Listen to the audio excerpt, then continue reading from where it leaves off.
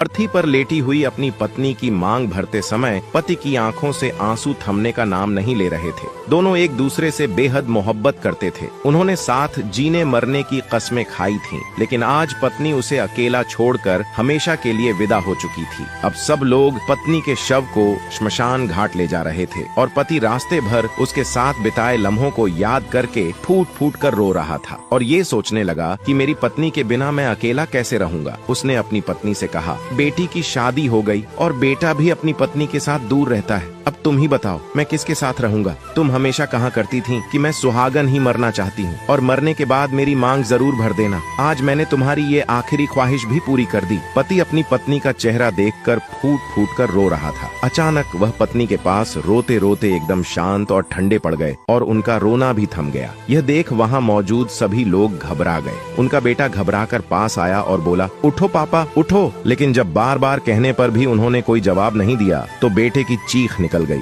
बेटा जोर जोर से रोने लगा, लेकिन अब पिता तो अपनी पत्नी के पास हमेशा के लिए जा चुके थे। अपनी पत्नी को यह वीडियो जरूर शेयर करें और इसी तरह की कहानियों के लिए हमारे पेज के साथ जुड़े रहिए।